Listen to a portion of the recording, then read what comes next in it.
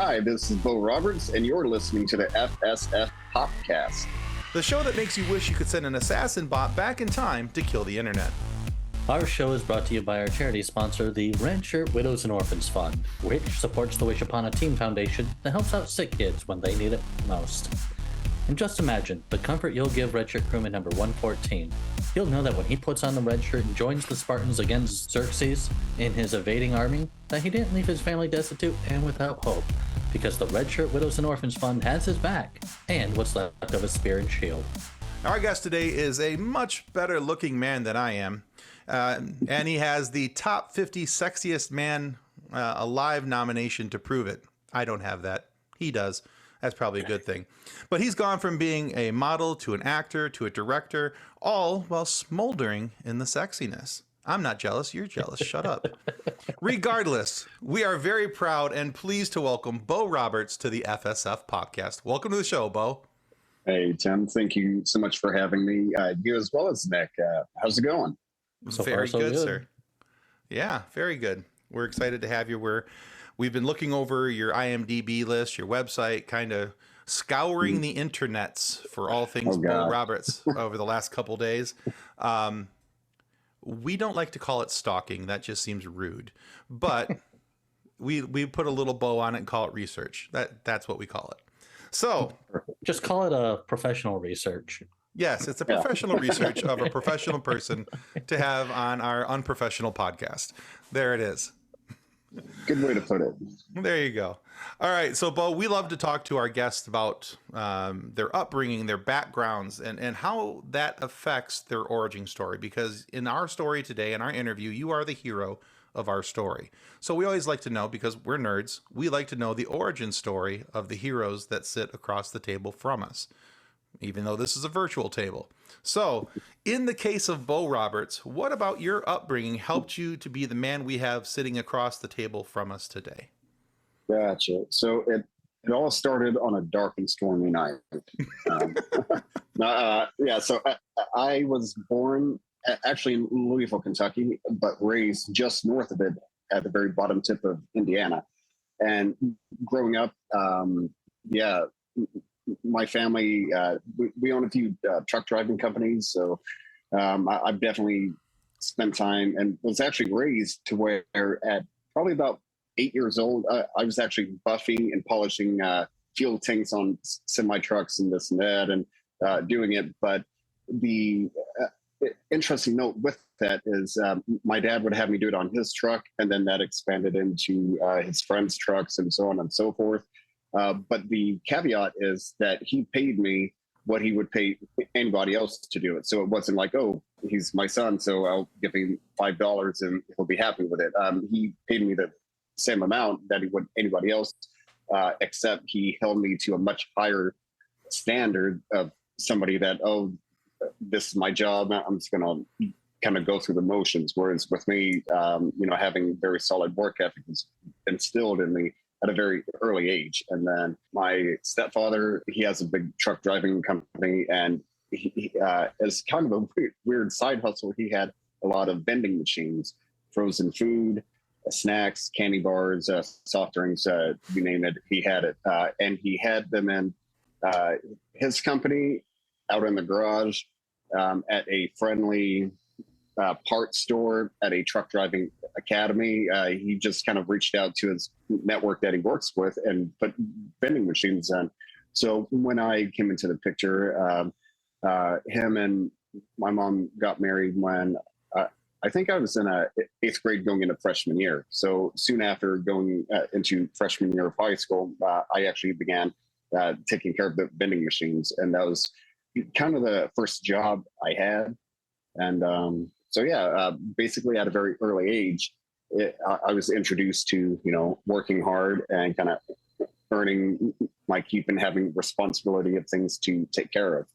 And so moving forward, I would assume that as you became a model and as you were becoming an actor and then even as a director, I would assume that work ethic had to follow you through, because, as a director, especially, you're kind of, the one going, okay, I need this over here, that over there. You got to be the one setting the pace and making sure that things are happening. So I'm assuming that work ethic would have followed you.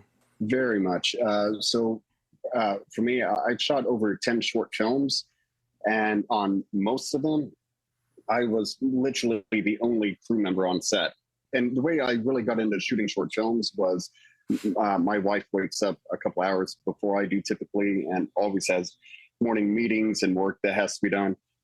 So my mornings were pretty open with kind of how I'm scheduling them. So I took that time to have breakfast, but have breakfast with a computer in front of me and YouTube playing. And it was just tutorials on filmmaking. So for about a span of 3 months, I would study only lighting for 3 months, sound and how to capture it properly, and then move into post-production. And I would just kind of flow from one topic to the next. And then once I began shooting short films, that's when I would put it all into practice. Like, okay, you just studied using light, so let's use light to make it look like it's midnight or 2 a.m. outside. How do you do that? So I began hanging out with friends I went to acting school with, and we would just shoot really fun, goofy content that wasn't even scripted most of the time, because my agenda was to, kind of do homework on stuff that I was learning online. So yeah, from being a solo filmmaker all the way up to shooting my movie, I shot that movie, and I did a massive upgrade. I absolutely doubled my crew size. So I shot my full-length movie with me and one other person. So it was 2 people for multiple weeks, handling, company moves to various locations and having to take care of, it's like, yeah, I'm wanting to direct, but it's lunch arriving when it's supposed to. Is this happening? And, all of these little tiny things. So yeah, coming from a background where work ethic was instilled at a very early age, I can definitely see how that paid off for me. That kind of leads into my question, or my next question is, you seem like, as I was scrolling through your IMDb, you seem to have your fingers in like a lot of different roles, as you were mentioning, in the entertainment production, such as actor, director, cinematographer, producer, camera and electrical, editor. So definitely a lot of different hats. So which one of these is your preferred job role, and what about that role is most fun for you? Gotcha. So for me, directing is definitely what's currently holding my attention.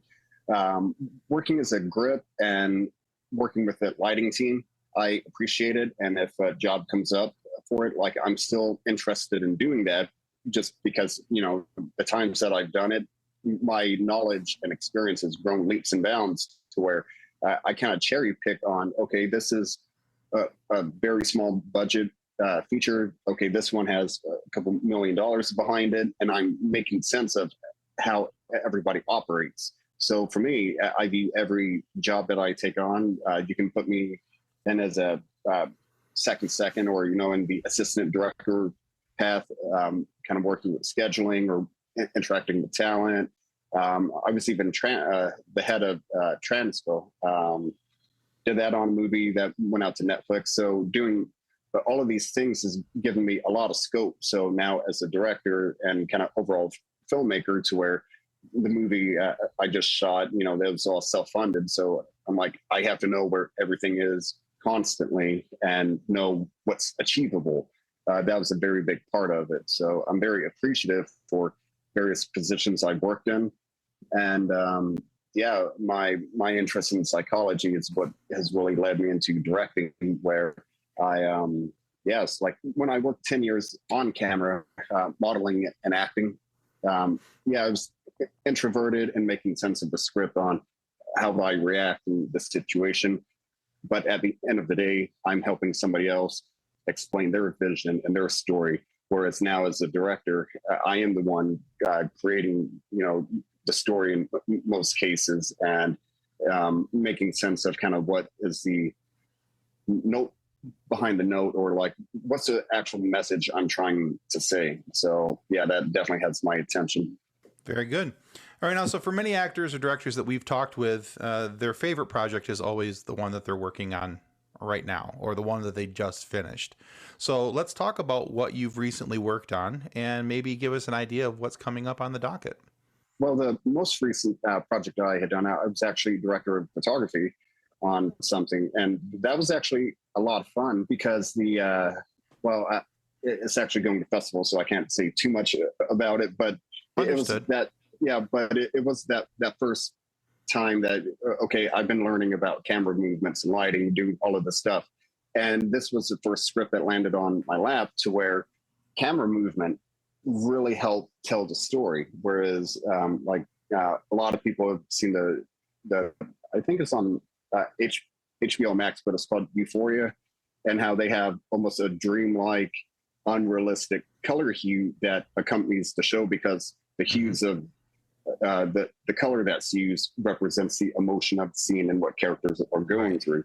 So, being expressionistic like that, it's a lot of fun to do, but I haven't really come across a script where it's like, oh, the camera angle, it means so much for this particular angle because it symbolizes this. So that was something that I actually had a lot of fun doing. And what's on the horizon for me, I've actually gone back and put my writing hat on, and I'm creating the next story, one of which is kind of my modern day take on Dante's Inferno. That's called The Color of Sin, where back to being expressionistic, you have the, nine levels of hell. And each sin, I've actually been going in and doing, some research on it like a writer should. But, I found out Right. interesting things that like the sin of lust, it's actually more blue than like a passionate red. So that was kind of news to me. So that's a project where I plan on utilizing color to tell the story very heavily. I have that one, and then I have one it has a bit more of a ghost house feeling to it because the movie that I shot, The Great Awakening, that's much more of a sci-fi thriller with some horror aspects to it. And now like I'm wanting to do something that can't really be confused. This is definitely like a horror movie that I'm wanting to do next. My interest is piqued on the Dante's Inferno take because there's so many different things with all the different levels of hell and everything that there's a lot of different stories that can be told there. And I'm really curious about the way that you'll do it with the colors and how the colors tie in and how that, like you said, the expressionistic side of it will all be taken, because there's been a lot of attempts to tell that story, and I there's a couple good ones out there, but I think if you can do it in a fresh and new way, and that certainly sounds what you're doing, I think that could be a really cool thing. 100%. And to me that's an awesome thing about taking these epics and these stories that are just as old as time that they've been done before. So it's like, okay, I see how this person did it, but this is how I'm wanting to do it. So it's definitely going to be interesting to see how it comes out because it's an extremely old story that is being told, but I'm updating it to where it's set in like modern day. And like there's even an aspect of it being a silent disco is kind of part of Neat. what triggers things. So you have that modern day aesthetic with this extremely old storyline. That's really cool. Especially because, and I'm going to completely make myself sound really old and outdated here. I only figured out or discovered what a silent disco was like a week and a half, 2 weeks ago.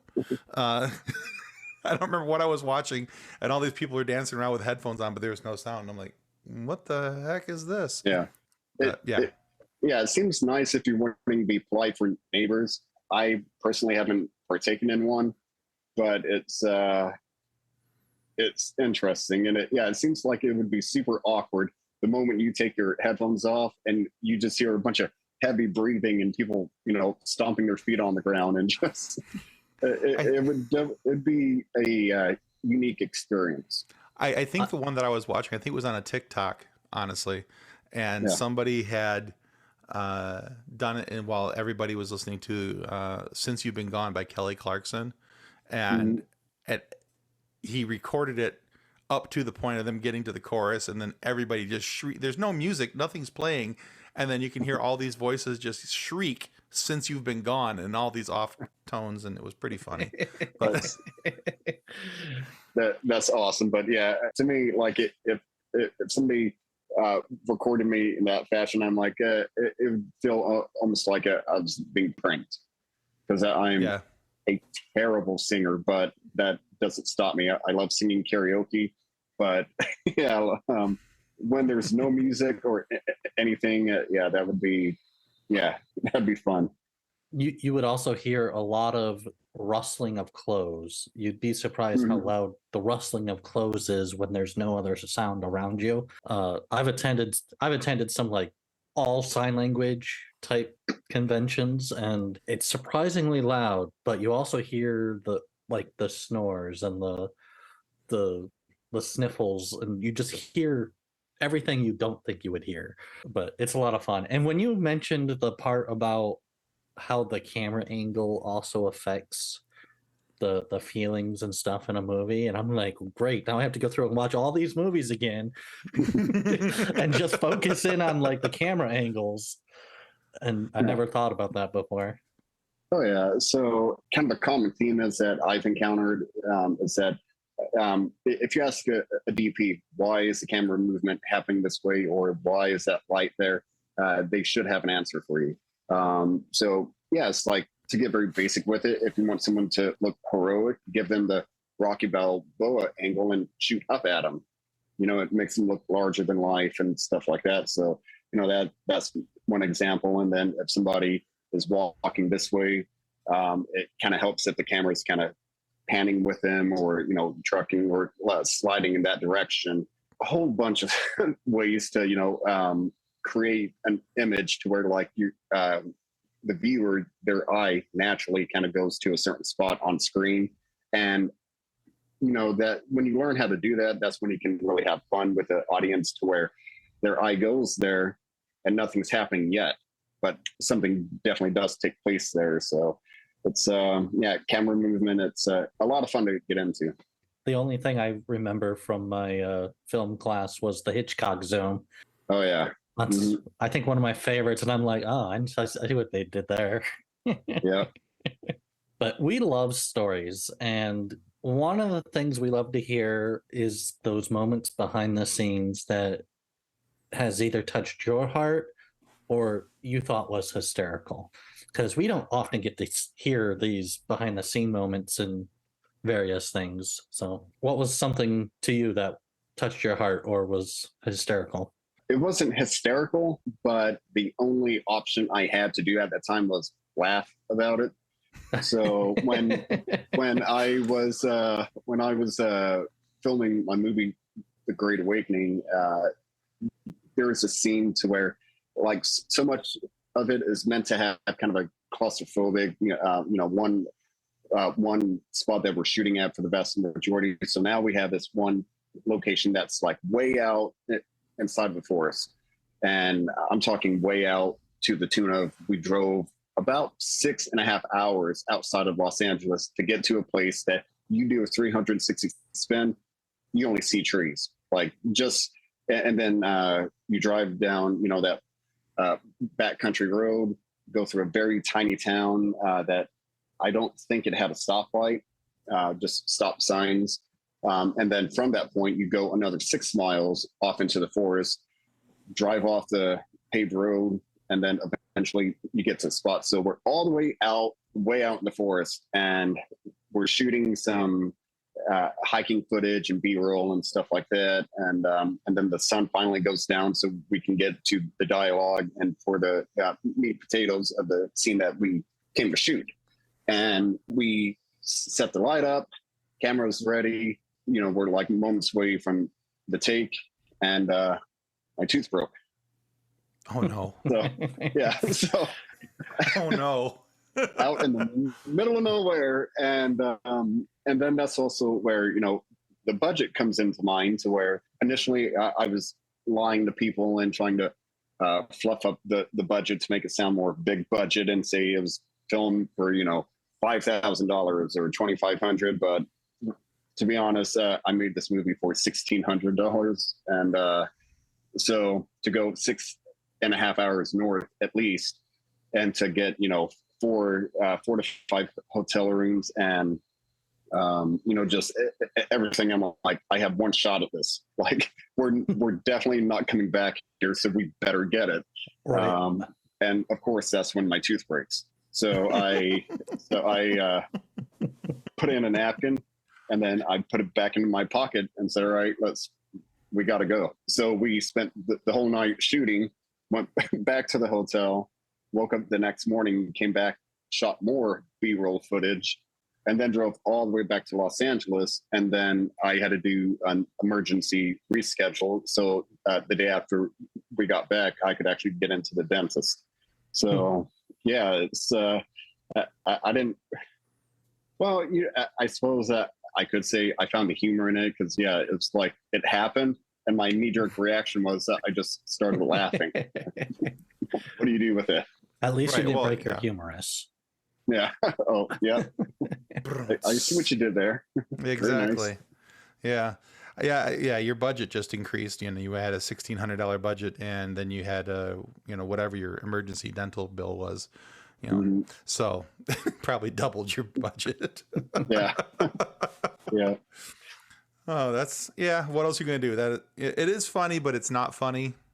But what are you gonna do? You have to laugh.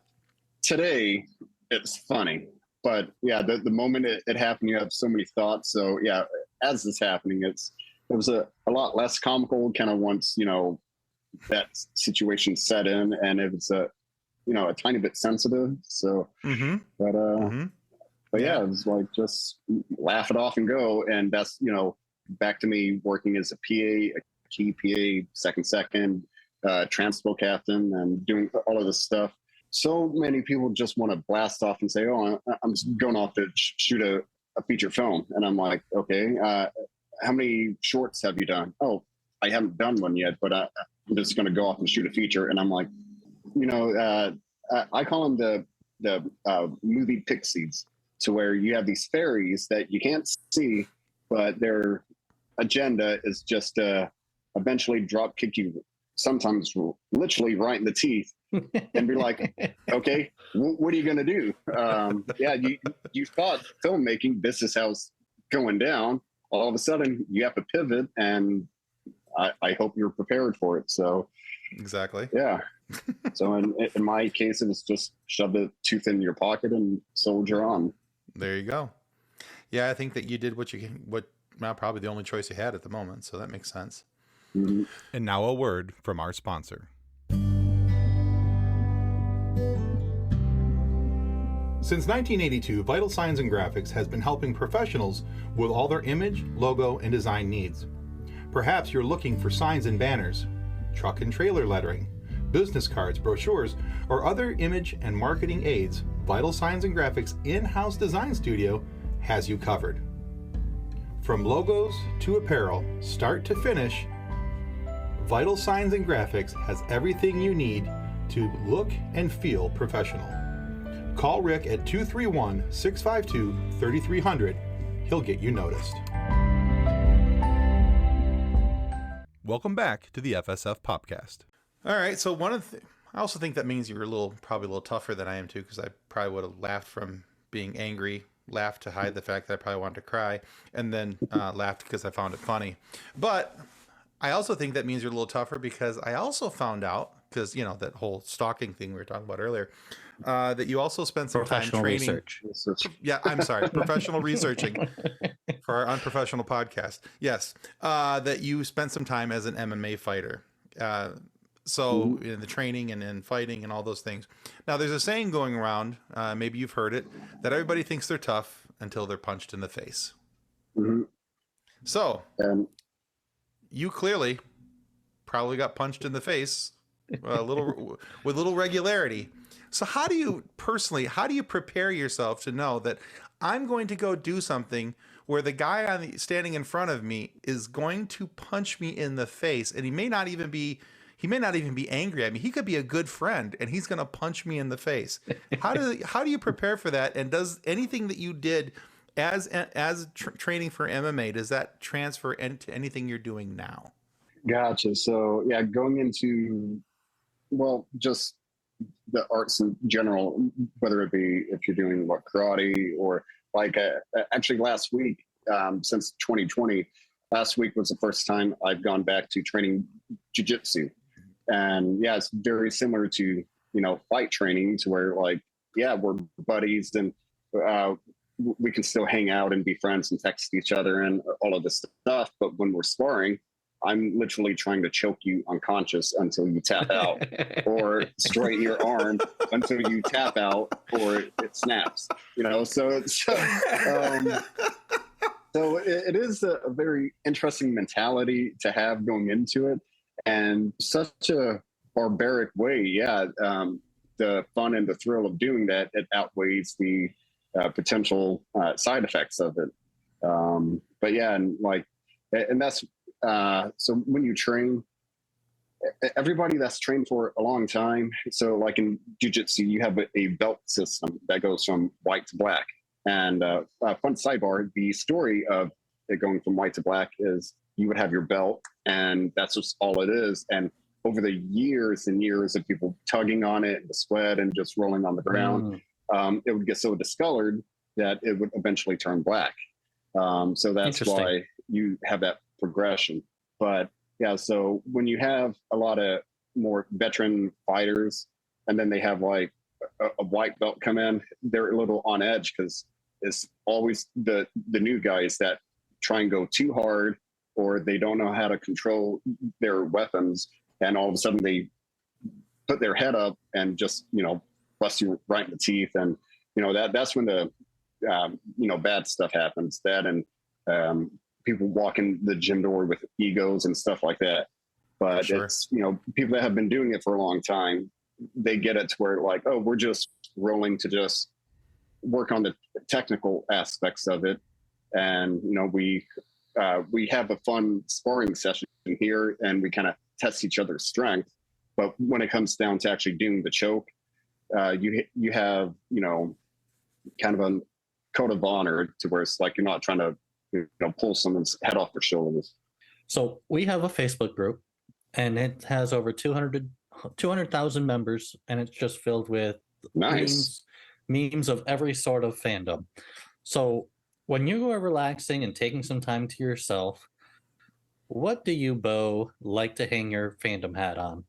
So for me, I'm a big fan of horror movies. That's my favorite genre. My Aunt Sheila worked at Movies to Go when I was growing up. So every night she could come home with 3 movies, and one of them would typically be a horror movie. So I borrowed a lot of them. And like the first time I watched The Exorcist, I was about 9 years old, home alone during a thunderstorm, watching it in my bedroom. And so that was an experience.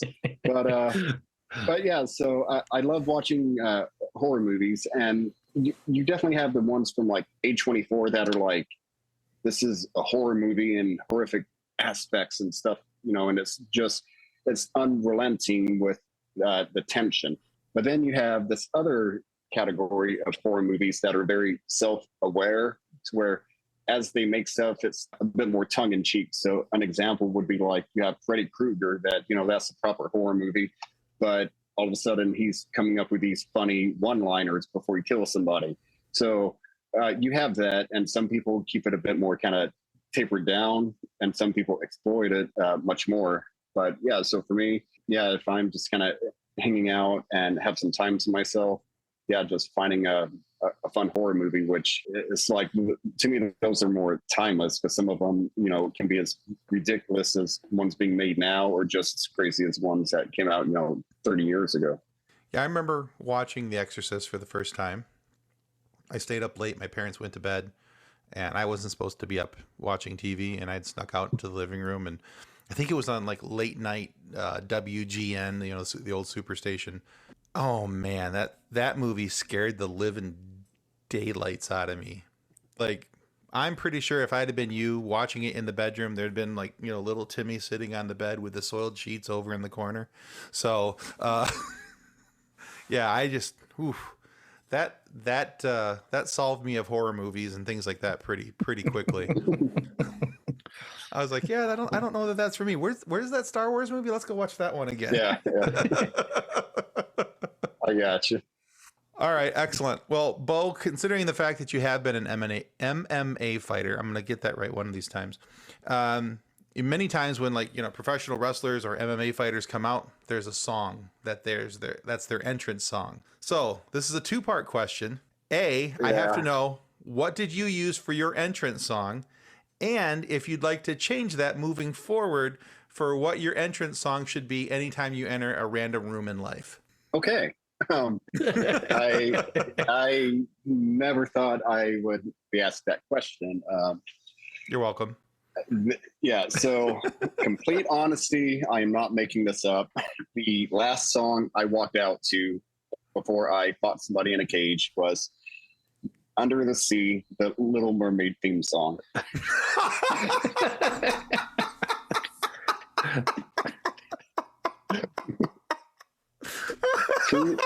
True story. But